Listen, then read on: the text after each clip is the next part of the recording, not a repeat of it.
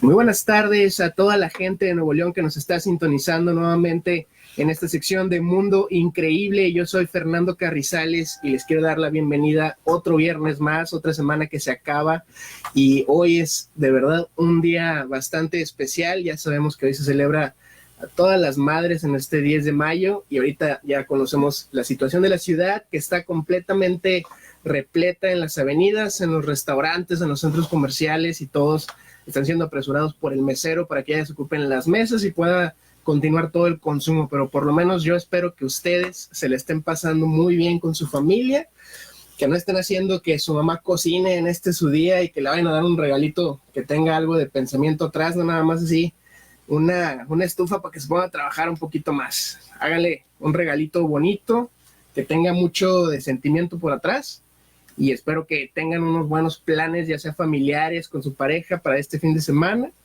porque ya con este calorón que se dejó venir y aparte las lluvias y el granizo, pues sí está un poco difícil saber qué se puede hacer este fin de semana.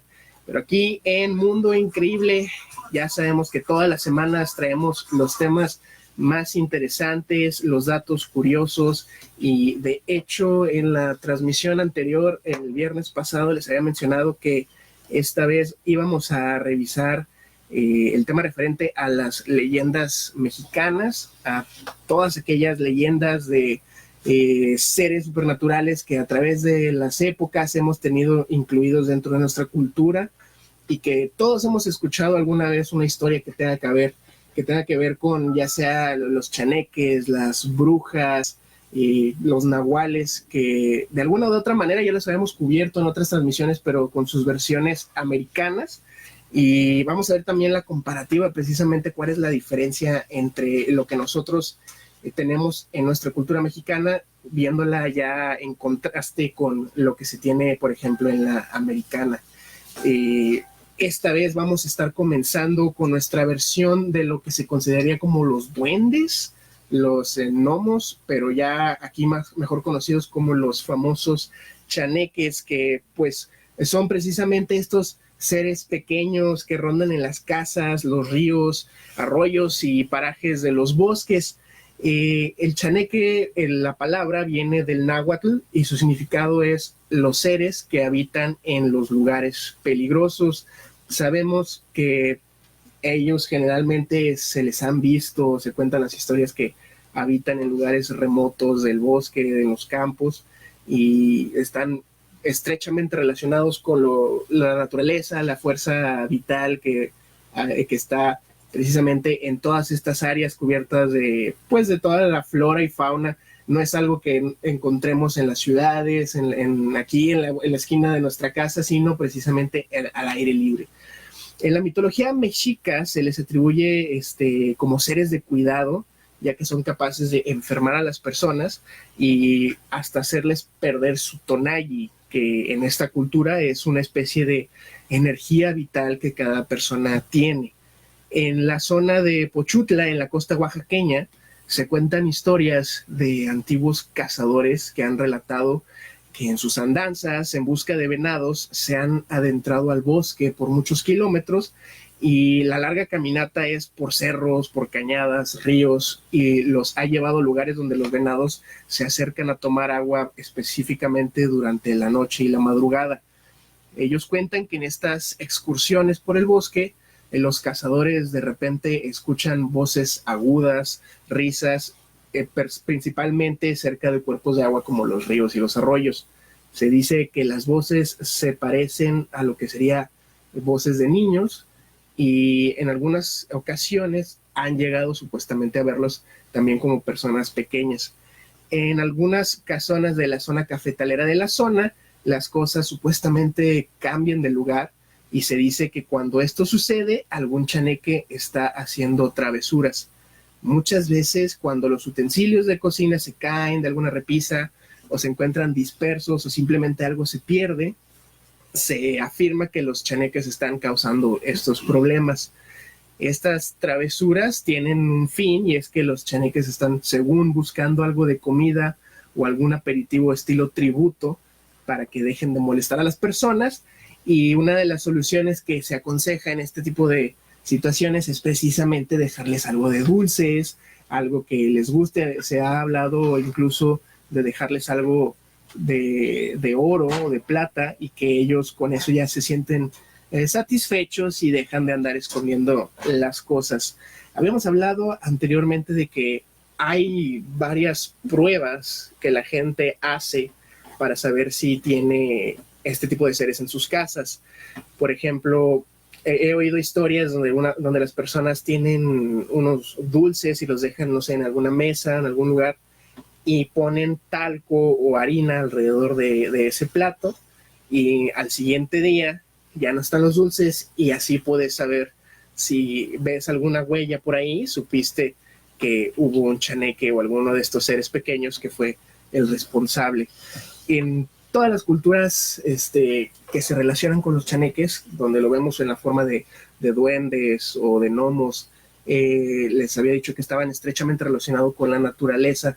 Se les tiene a veces incluso como seres elementales que cuidan los bosques y estas zonas que a veces son pues afectadas por la actividad humana o simplemente por la presencia humana, porque también hay historias donde algún campista está simplemente atravesando la zona o visitando a manera de excursión y ya es razón suficiente para que le pasen este tipo de travesuras a manera de advertencia o como mensaje de que no es bienvenido ahí en la zona.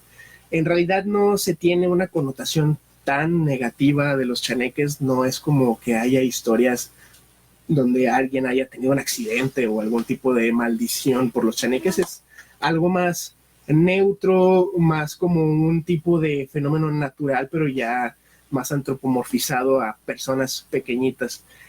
Y pues no es raro que varias culturas, incluso del otro lado del charco, en los países pertenecientes a Europa, tengan también sus versiones distintas de gente pequeña con poderes mágicos.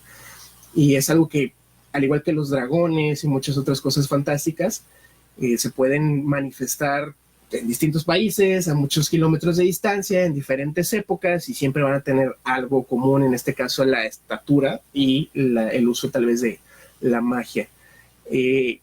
También anteriormente habíamos hablado de los que serían los skinwalkers. Había un rancho en Estados Unidos que se llamaba el Rancho Skinwalker, donde se pensaba que se aparecía un ser que era capaz de cambiar su forma, de transformarse en un lobo gigante o en algún otro tipo de animales. Esto siendo también dicho o registrado por las tribus de nativos americanas que son tan abundantes, bueno, o eran tan abundantes en Estados Unidos, y ellos también los veían como un cierto tipo de brujos o personas con poderes supernaturales que eran capaces de cambiar su forma y convertirse en un animal. Y pues ya sabemos que lo que había pasado en el rancho Skinwalker tenía bastantes vertientes. Hablaban de extraterrestres, de ovnis, de los Skinwalkers, de fantasmas, pero ya en lo que sería la cultura mexicana lo tenemos más como los famosos nahuales. México tiene una gran tradición de chamanes, hechiceros y curanderos, también conocidos como los nahuales. La palabra náhuatl para nahual es nahuayi, y que significa lo que es mi vestidura o piel. Y se refiere a la habilidad natural de transformarse en una criatura mitad hombre y mitad animal, ya sea como un tecolote, jaguar, águila, coyote. Y cabe mencionar que había un cierto tipo de regla para esto. Se decía que los nahuales se podían convertir solo en animales que ellos pudieran vencer o matar a mano limpia, obviamente mientras ellas están en forma natural. Entonces, por eso no tendríamos algún chamán convertido en un león o algo así, sino algo que pudieran matar ellos mismos, como un perro, un pájaro o un gato. Para los pueblos prehispánicos, el nahual era uno de los hechiceros llamados Tlatlcolotl u hombres búhos, lo cual indica que solo aparecían de noche. Creían que si un hombre puede llegar a conocer su espíritu primitivo o nahual, entonces lo podía usar para curar a la gente y practicar la magia. Muchos dibujos primitivos en viejas cuevas muestran a personas a manera de hombres lobo. Sabemos que hay muchas culturas, incluyendo la nuestra, en las que se mencionan los animales espirituales. Es la creencia de que cada persona tiene asignado un espíritu protector que se manifiesta a manera de un animal específico. Y nuevamente es algo que se manifiesta tanto en nuestra cultura como en otras. En la cosmovisión mexica, los nahuales eran protegidos por Tezcatlipoca, el señor de la noche. La leyenda contaba que un nahual podía desprenderse de su piel y transformarse en una de estas criaturas. Tal es el caso de leyendas coloniales en las que algunos cazadores mexicas y españoles decían que durante la noche habían matado a un animal y al amanecer el cadáver se había transformado en el de un hombre. Hay de hecho muchas historias. Conocemos las típicas de relatos de pueblo donde hay una persona que se comporta de manera muy misteriosa, que tiene algunas tendencias antisociales, y después alguna persona del pueblo encuentra a alguna lechuza o algún perro de color negro con ojos rojos, ataca a ese animal siempre con un machete, como ya sabemos, y al otro día encuentran a una persona del pueblo, a esa persona antisocial, con heridas que tenían la apariencia de las heridas del machete. Entonces es algo ya que hemos escuchado muchas veces y ya sabemos más o menos por dónde va la situación. El nahual deja su forma humana por un tiempo determinado para adquirir la del animal que él escoja. Y se supone que existen varias versiones de cómo logra este cambio. Una asegura que el brujo simplemente desaparece y se encarna en el animal a voluntad. El chamán afirma ser capaz de incorporar su conciencia, su mente, en el cuerpo de un animal ya existente, más o menos como poseer al animal. Y esto es a manera de tenerlo como un avatar, como una representación de él. Otra manera dice que el nahual se fragmenta, para lo cual se desprende de modo deliberado una parte de su cuerpo. Los ojos, las piernas, un brazo, cualquier cosa. Se supone que de este modo, si se quiere acabar con un nahual, el mejor método es seguirlo y observar dónde realiza esta transformación, robarle esa parte del cuerpo, y de este modo ya le será imposible regresar a su forma humana y se supone que amanecerá muerto. Otra manera afirma que el cuerpo dormido del brujo permanece en su casa mientras su espíritu vaga en la figura del animal, en este caso para evitar que alguien toque su cuerpo dormido, y el nahual debe de dar 7 volteretas para que su cuerpo esté protegido. Los españoles decían que el nahual solo podía transformarse durante la noche y atacaba a los hijos con hechizos. La Santa Inquisición persiguió a los nahuales durante mucho tiempo, pero la gente pues sí creía en su poder y a veces los protegían de esta persecución, especialmente en las comunidades indígenas que tenían muy arraigadas estas creencias. En la región de los Tuxtlas, la creencia en los nahuales está muy arraigada y se asegura que hay personas que pueden transformarse en aves y que pueden volar. Salen en días de luna llena y se transforman en tecolotes, tapacaminos y guajolotes, que pues prácticamente es la fauna de ese lugar. Si alguien observa un ave que se queda días y días acosando a una casa o una familia, pues se supone que es un nahual que tiene alguna mala intención para los habitantes de esa casa. Aquí con los nahuales sí podemos percibir una animosidad hacia la gente, un cierto tipo de malicia. Ya ahí sí encontramos algunas historias donde la gente es atacada por los nahuales, por algún perro, por algún animal, o como las famosas lechuzas que se lo comparten entre los nahuales y las brujas. Tienen alguna afinidad por las lechuzas, yo creo, porque pues están relacionados con la noche, pueden volar, pueden ver en la oscuridad. Entonces yo creo que sería el animal más útil si algún brujo o persona que utiliza la magia fuera a transformarse en un animal. Tendría que ser la lechuza la mejor opción. Los nahuales en sí pueden confundirse con los licántropos, los hombres lobo de otro tipo de culturas, y ya conocemos también que se relaciona con los skinwalkers de los nativos americanos de Norteamérica. Es nuevamente otro caso de cómo la mente del ser humano, aunque esté dividida en muchas tribus o en muchas sociedades, y aunque estén divididas por miles de kilómetros, tendemos a crear más o menos los mismos tipos de conceptos o de seres imaginarios o el mismo tipo de leyendas con una estructura similar, y en este caso, el que un ser humano se transforme en un animal, pues lo vemos prácticamente en religiones desde hace de miles de años.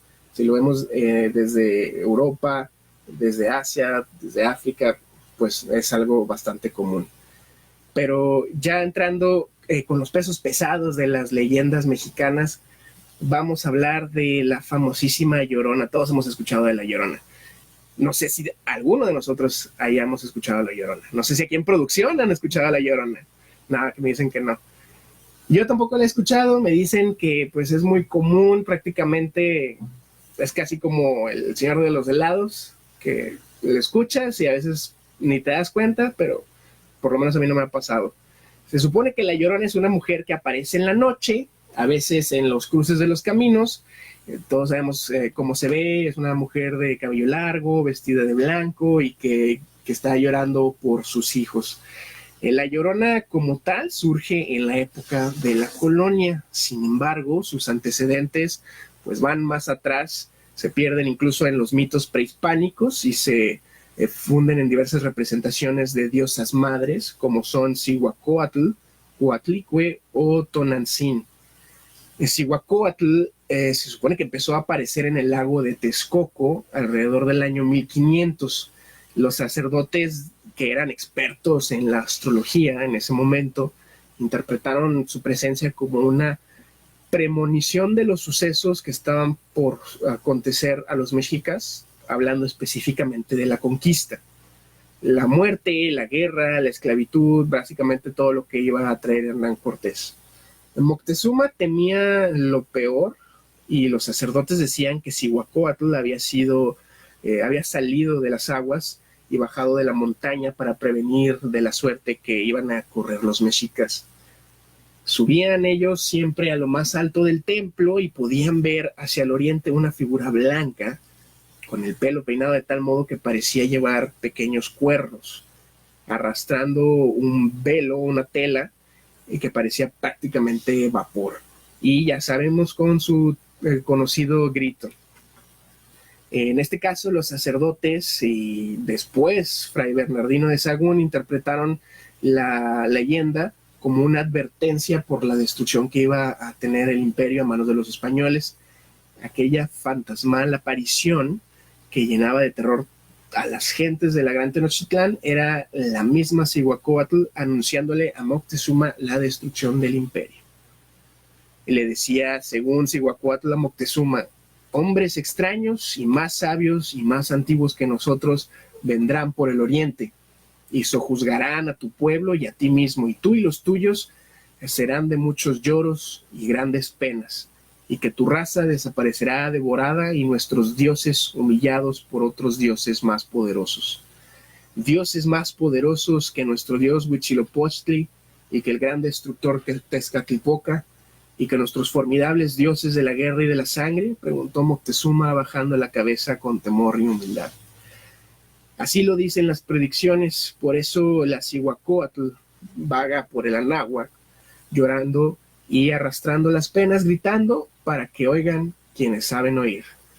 De esta forma empezó la leyenda de la Llorona. Se dice que cuando dan las 12 y que se escuchan las campanas, una mujer vestida de blanco, con la cara cubierta por el velo, se aproxima por el oeste.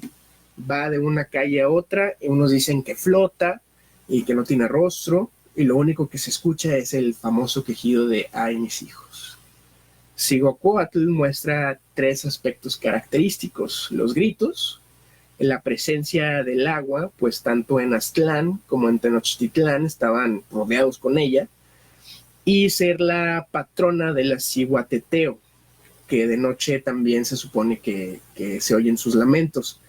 Ellas son las mujeres muertas en parto que bajan a la tierra en ciertos días dedicados a ellas en el calendario, a espantar en los cruces de los caminos, y son fatales al parecer para los niños. Es, yo creo, la leyenda más pues famosa para nosotros, la más representativa de lo que tiene que ver con leyendas paranormales en nuestro maravilloso México. Todavía hasta la actualidad escuchamos muchas personas que dicen asegurar haberla escuchado, haberla visto. Se dice por ahí que si la escuchas lejos es porque está cerca, y si la escuchas cerca es porque está lejos. También hay bastantes historias donde hay hombres ya muy entrados, tomados, que salen de los bares y la ven, y envalentonados por el alcohol tratan de hacer algo, pero ya cuando la ven de más de cerca quedan supuestamente traumados o muertos. Y sus orígenes pues son bastantes, no se puede tener como que un origen específico.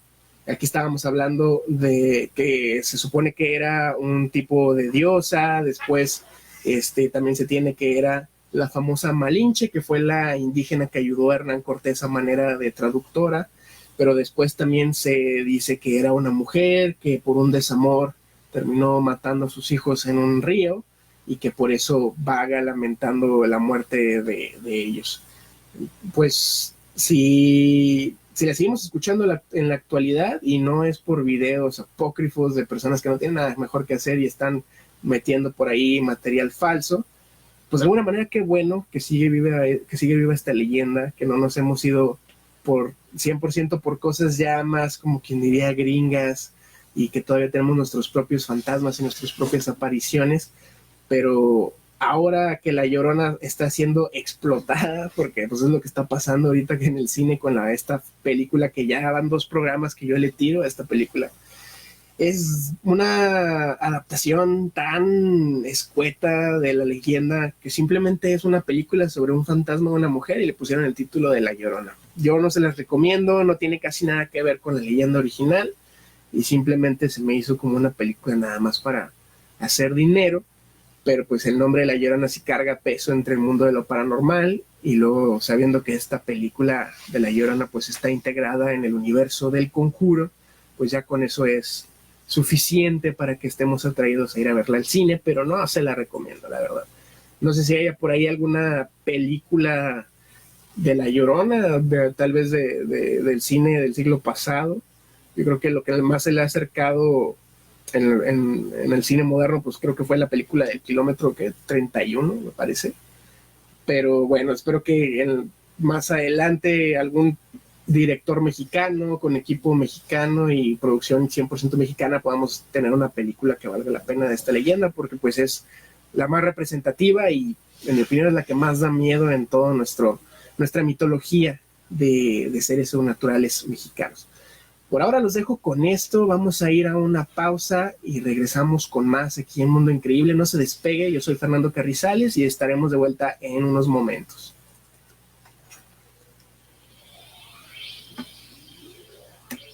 Y para los amigos que se quedan en Facebook Live, espero que por ahí en los comentarios nos puedan decir qué otro tipo de ser sobrenatural mexicano de nuestra cultura se acuerden ustedes, o que les hayan dicho alguna historia, no sé, sus abuelos, sus tíos, que les hayan contado sobre los chaneques, sobre algún otro tipo de leyenda, porque son bastantes, no podemos nada más encasillarlo en unos 5 o 10. Hay bastantes y varían mucho la zona, desde el norte, desde el sur, desde las costas. Entonces sí hay bastante de qué hablar. De hecho, hay algo que también tiene bastante folclore, sobre todo en la época moderna aquí en México.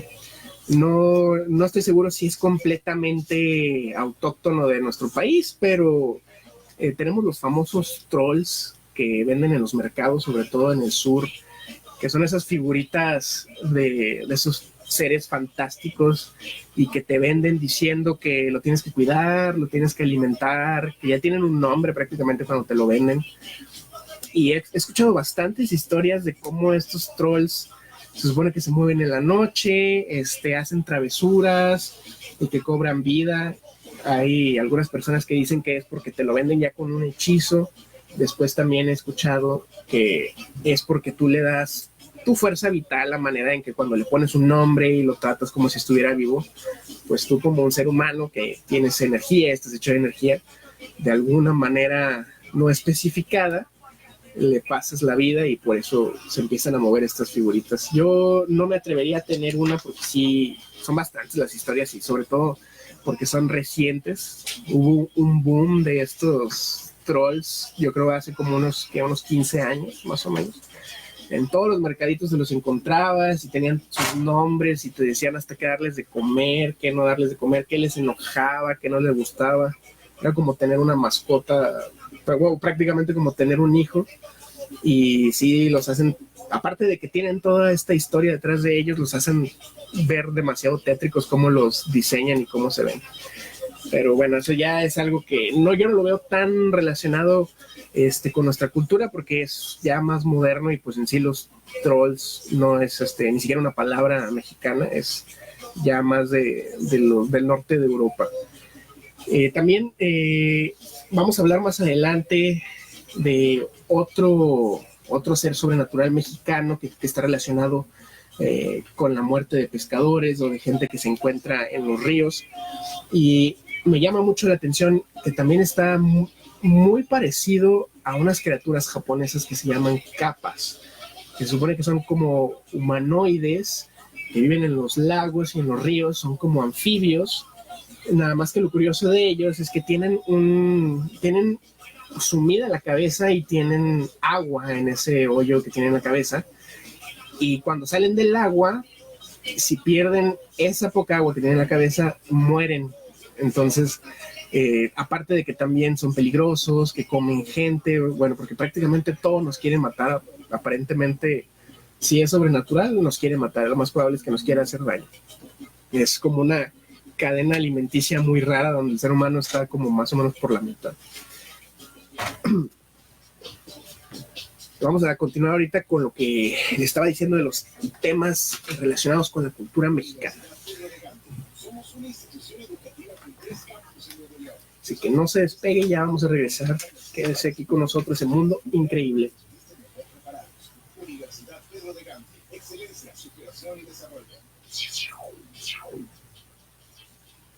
Estamos de vuelta en Mundo Increíble.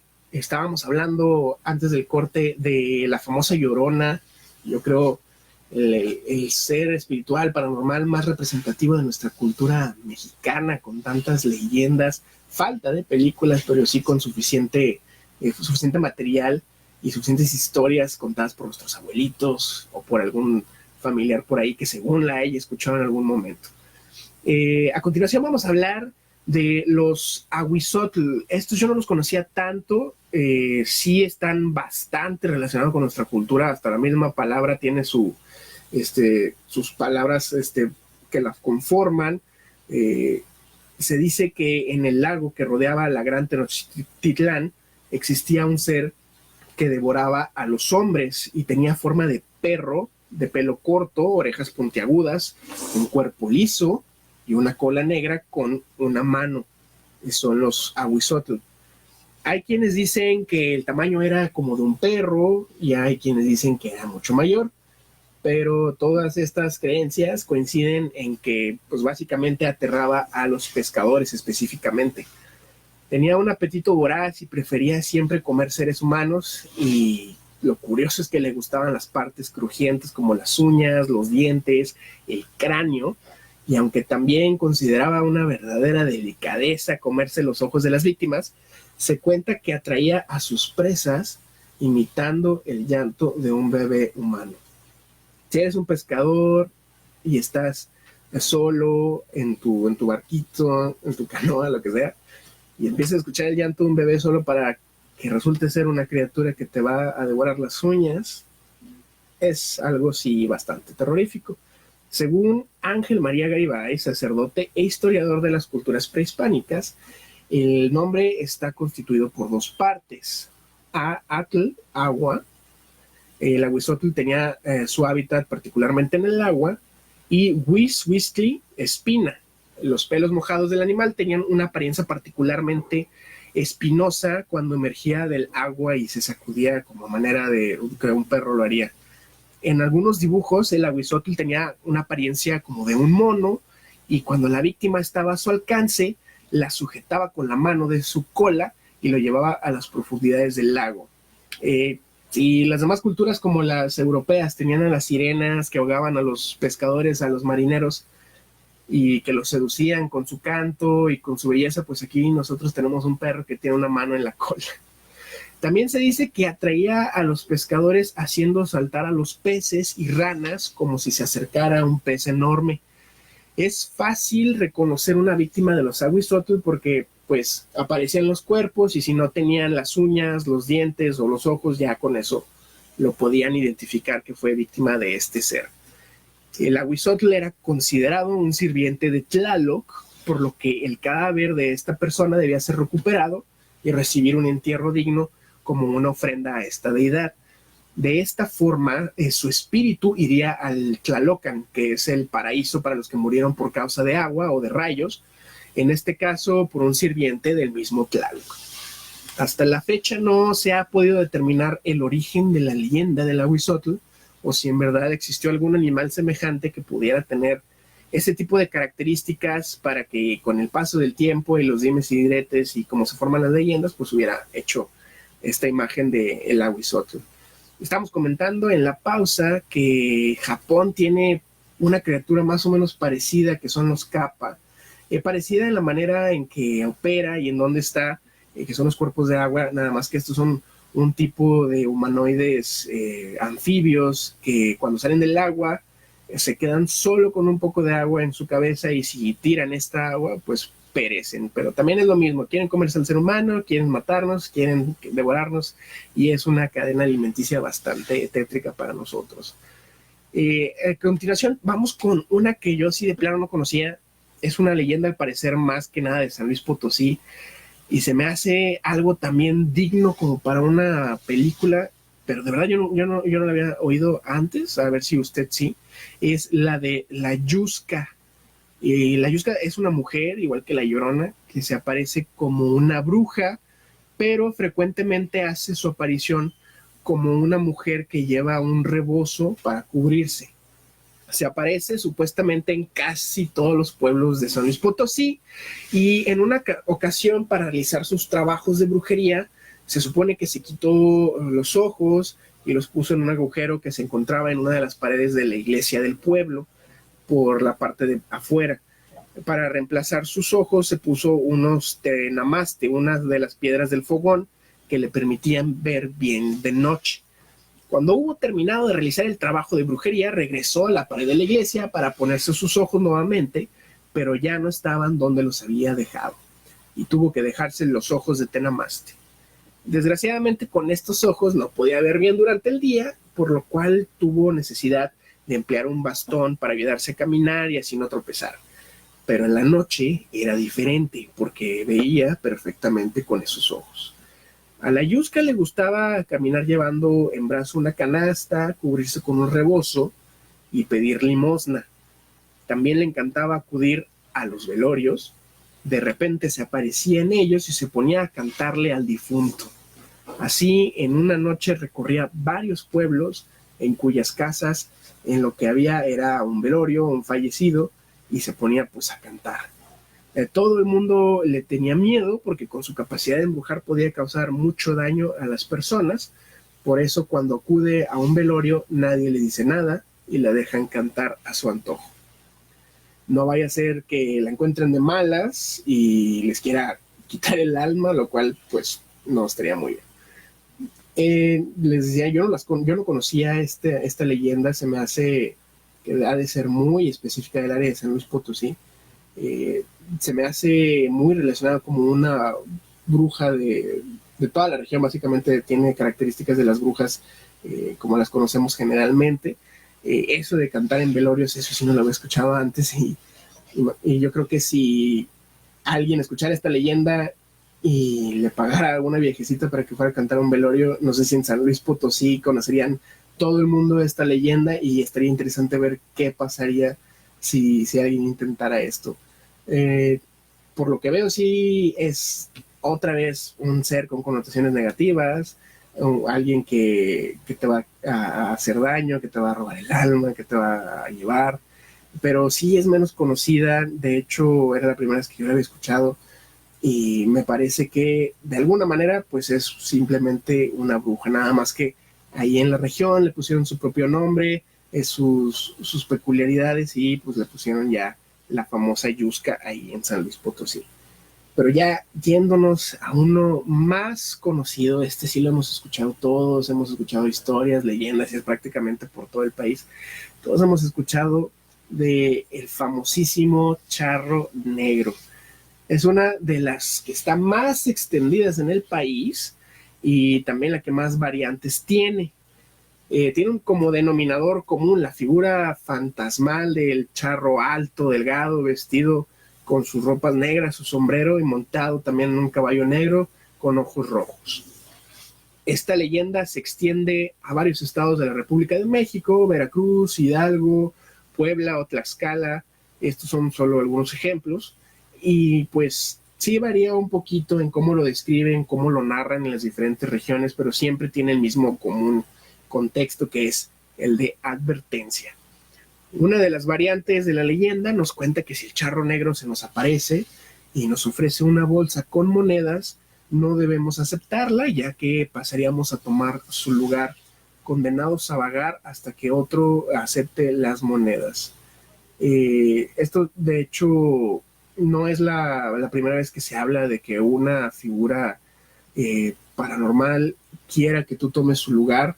Lo hemos visto en leyendas que tienen que ver con la muerte, donde si una persona supuestamente mata a la misma muerte, pues va a tomar el lugar de ella. También encontramos al charro negro como cobrador de deudas, concretamente en el área de Pachuca, donde esta figura se aparecía para cobrar un hijo como pago a cambio de la ayuda sobrenatural para salir de la miseria.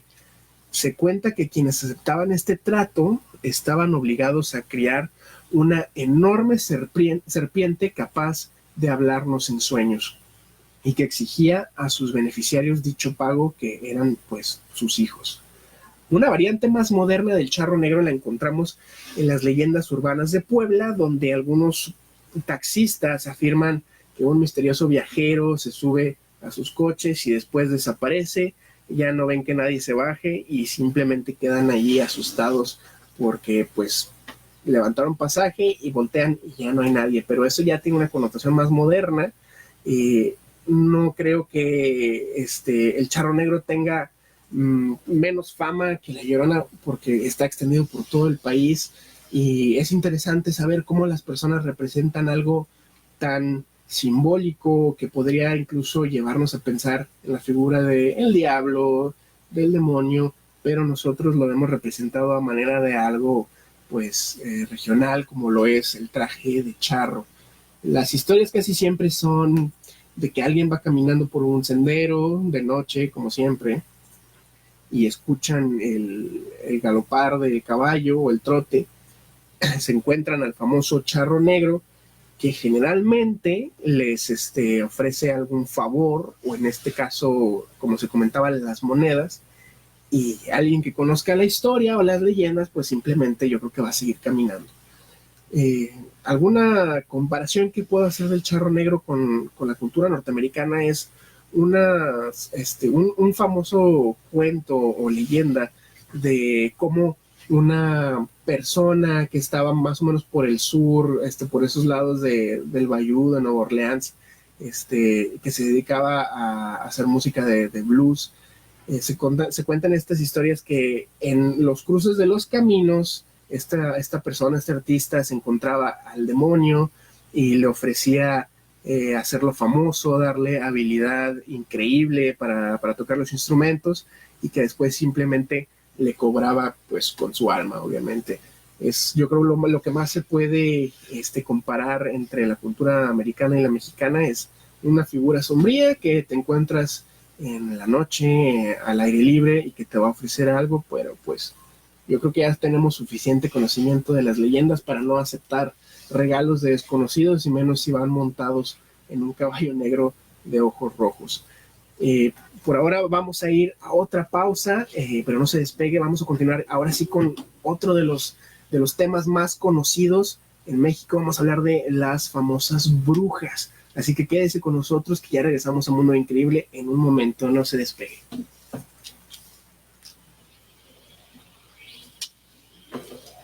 Y para los que se quedan con nosotros en Facebook Live, quisiera que en los comentarios nos pusieran algún otro tema o alguna otra criatura de la cultura mexicana que no hayamos visto ahorita, que no hayamos cubierto, porque simplemente con ser de otra región, con otra parte del país, debe haber alguna leyenda, alguna historia, algún ser que es desconocido para, no sé, para los del sur, es desconocido alguno del norte y viceversa.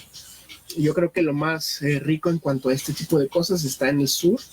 El norte siempre ha sido un poquito menos lleno de este tipo de riqueza cultural, pero en el sur pues abunda todo lo que es brujería, los cheneques, los nahuales, y sobre todo esta práctica de la brujería que se ha convertido en algo incluso moderno. Actualmente yo creo que en cualquier ciudad podemos encontrar alguna tienda, algún negocio que nos ofrezca leernos las cartas, el tarot, ofrecernos algún trabajo, que prácticamente ya están hechos a la medida, que si tú quieres que tu esposo haga esto, pues aquí está esto. Si tú quieres sacar 10 en tu examen, encontrar este trabajo que tú quieres, aquí está este y este. Prácticamente parece un supermercado de trabajos de brujería para que tú tengas lo que tú quieres. Y tenemos incluso la capital de la brujería, que es en Catemaco, Veracruz. Ahí prácticamente yo creo que un gran porcentaje de la población ha de tener algún conocimiento de brujería, y es pues ya visto más que nada como algo cultural, de que si tú naces ahí y tienes familiares que son de ahí, pues básicamente te van a enseñar todo eso. Es algo tan presente y tan famoso de ahí que yo creo que hay personas que viajan desde otros estados de la República para que les hagan alguna limpia o algún encargo, y lamentablemente pues hay muchos que lo hacen de manera para causar algún daño. Ya sabemos los famosos trabajos de hacer un conocido como fetiche, con alguna fotografía de la persona que se quiere afectar y con alguna prenda, con algún mechón de su cabello, van y lo entierran al panteón o hacen hay infinitas maneras de cómo hacerlo. Yo creo que Harry Potter se queda corto en la manera en que se hacen los trabajos y los hechizos aquí en México. Y pues obviamente todo eso y la conocida santería tiene muchos orígenes. En realidad viene desde África, desde Sudamérica, y no es algo que sea simplemente de una sola región. Es como una conglomeración de creencias que se dieron a unirse por pues toda la historia de inmigración forzada que se dio principalmente por las personas de África que se trajeron a manera de esclavos hace cientos de años. Y pues se mezcló todo, se mezclaron las creencias indígenas, las creencias africanas, después con todo lo que había en Sudamérica, y ya se quedó varias corrientes de todo esto de la santería, y incluso el vudú de Estados Unidos. Todo está relacionado con esta fusión de las creencias religiosas. Estábamos hablando también de las adaptaciones de Hollywood de nuestra cultura, como lo fue La Llorona en la película que yo les recomiendo. Pero lo que no he visto tanto es películas que estén encaminadas a la brujería. Hay una que se llama Los Inquilinos, que salió hace como unos 3 meses, me parece que fue filmada en Guadalajara. Esa sí se les recomiendo, esa búsquenla, a lo mejor ya está en internet, Los Inquilinos, véala, esa sí está muy buena y es precisamente de brujería. Quédese con nosotros, ya vamos a la recta final de Mundo Increíble. Espero que se la está pasando bien en este fabuloso 10 de mayo. Mándele saludos a su mamá, espero que ya la haya ido a visitar, y pues disfrute este fin de semana con toda su familia. Estamos de vuelta para la recta final de Mundo Increíble. estábamos hablando en la pausa sobre nuevamente las adaptaciones que tenemos en los medios, en las películas de Hollywood, cómo toman nuestra cultura, nuestros personajes mitológicos, en este último caso, en este último decepcionante caso, La Llorona, pero otra cosa pues es la brujería. No recuerdo yo muchas películas que se traten de la brujería. Hay una americana que se llamaba Arrástrame al infierno, pero eso ya era más brujería de Europa, de los famosos los gypsies, como pues tiran maldiciones a diestra y siniestra, y pues eso fue lo más relacionado con brujería que hubo en las películas de terror recientes. Pero hubo una que se llama Los Inquilinos, que fue filmada en Guadalajara, una película 100% mexicana, y está basada y gira completamente su trama alrededor de la brujería, de la santería que vemos aquí en nuestro país. Sí está un poco fuerte esa película, pero está buenísima porque la atmósfera, el tipo de miedo que da, los sustos, todo es 100% lo que nosotros escuchamos de nuestras historias, de nuestras leyendas. No tiene casi nada hollywoodense, y es algo que pues, prácticamente nos pudo haber contado algún compadre, alguna comadre por ahí. Y sí se les recomiendo, véanla. Los Inquilinos me parece que salió, no, creo que sí salió el año pasado, no estoy seguro, pero estuvo bastante buena y es 100% mexicana. Y precisamente continuando con el tema de las famosas brujas, bueno, pues qué no se puede decir de las brujas aquí en México. Son básicamente una de las cosas más representativas de nuestra cultura supernatural. Y las brujas pues están en todos lados. Las tenemos las de Salem en Estados Unidos, las tenemos también en Europa, en África, las tenemos en todos lados. Pero aquí en México las brujas pues son bastante específicamente peculiares, con lo que son, cómo hacen sus hechizos, cómo hacen toda la magia y cómo se mueven, cómo vuelan, todo. Si de la cultura americana, anglosajona, tenemos que vuelan en las escobas, pues acá tenemos que se convierten en lechuzas, como lo hacían los nahuales, que se convierten en animales. Se dice que se quitaban los brazos y las piernas para transformarse precisamente en estos animales, en estas criaturas, y que había personas que veían cuando lo hacían y les robaban esos miembros, y ya la bruja no podía retomar su forma humana. Y hemos inventado o creado muchos y bastantes remedios contra su presencia y contra sus males. Está eso, lo famosa de poner las tijeras en forma de cruz abajo de la almohada, abajo de la cama.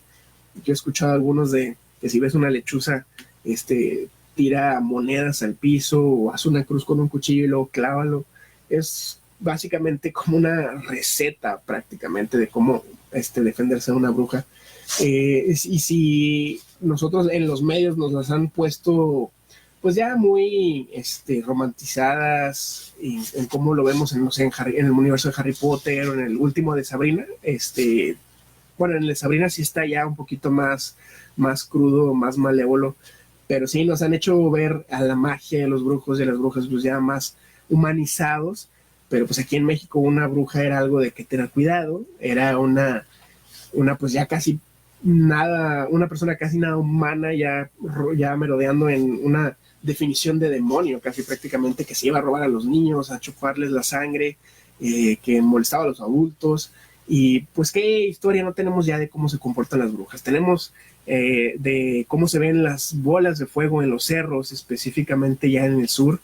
Yo que he visitado Tlaxcala, he escuchado muchas historias de cómo en los cerros, específicamente en uno que yo tenía cerca de la casa donde me quedaba, el Cerro de la Malinche, ahí se supone que se veían las bolas de fuego pasando de entre un cerro en otro, y se supone que son las famosas brujas. Es algo tan presente en nuestra cultura y en este tipo de regiones como Tlaxcala que le comento, que prácticamente puedes ir caminando por ahí y si conoces a alguna persona, en algún momento te va a decir, mira, esa señora de ahí es bruja, y pues no va a ser algo tan descabellado. Y actualmente, como estábamos comentando, si hay ciudades y pueblos enteros poblados prácticamente por brujos y brujas, como lo son en Catemaco, en Veracruz, pues no es raro que en un pueblito de allá del sur haya brujos y brujas casi tan comúnmente como si fuera un oficio prácticamente, porque pues sí cobran para decirte tu fortuna, para hacerle algún trabajo a otra persona. Hemos conocido tantas historias de que si te está yendo mal en el trabajo, que si te dejó tu pareja, y que probablemente hay alguna persona que te tiene envidia, que te hizo un trabajo o que simplemente te hizo mal de ojo. Y estas historias concluyen casi siempre con que pues la persona también va y busca a un brujo, a una bruja para que les revierta el trabajo, les haga algún hechizo a la persona que empezó con todo esto. Y pues lo tenemos aquí como un recurso prácticamente, muy aparte de la religión católica que predomina aquí en México y básicamente en toda Latinoamérica.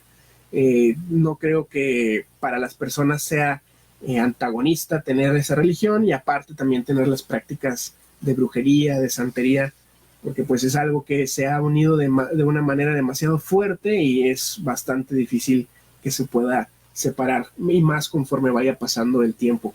Y sobre todo en esta parte del mundo que está con tantas raíces tan arraigadas a las leyendas, a los mitos, a lo supernatural, a lo que se va pasando de boca en boca, pues no creo que vaya a pasar muy rápido, muy fácil de que se vaya a dejar este tipo de creencias.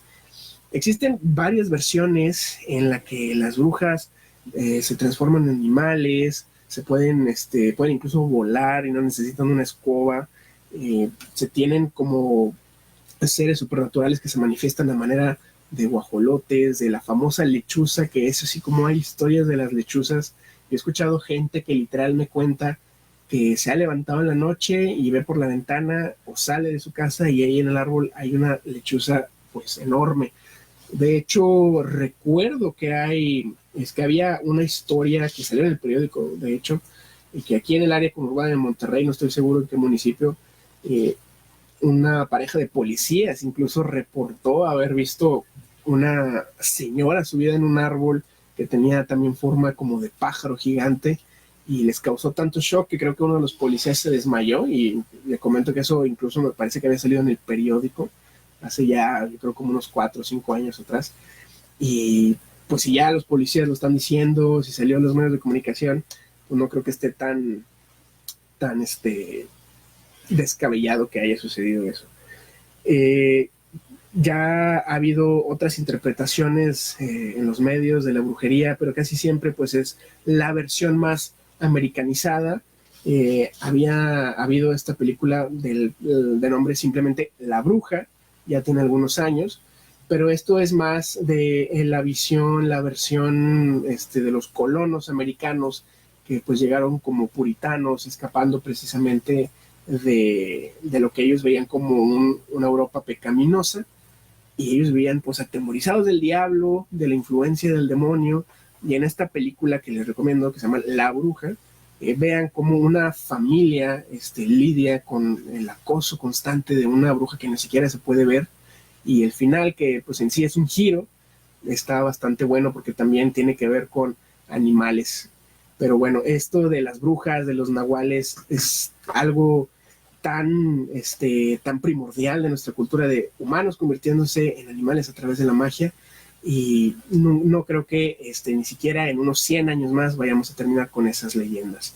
Espero que le haya gustado este especial de las leyendas mexicanas. No se puede cubrir todo en una sola noche porque tenemos bastantes elementos en nuestro folclore. Estoy seguro que hay más leyendas que podemos revisar y lo podemos ver en otra emisión. Por ahora esto fue la versión de leyendas mexicanas, criaturas de leyenda de nuestra cultura, y espero que nos sintonice también la siguiente semana. Ya sabe que nos encuentra los viernes de 8 a 9. Festeje a su mamá, salúdela, regálele algo que no sea para trabajar, y pues espero que se la pasen muy bien este fin de semana, que les recuerdo estamos pasando por un clima de lluvias, de granizo, así que planee con cuidado sus salidas, y pues espero que ya se vaya calmando todo este clima que está bien loco actualmente. Por mi parte eso fue todo. Soy Fernando Carrizales. Véanos la siguiente semana de 8 a 9 aquí en Mundo Increíble. Gracias por estar con nosotros.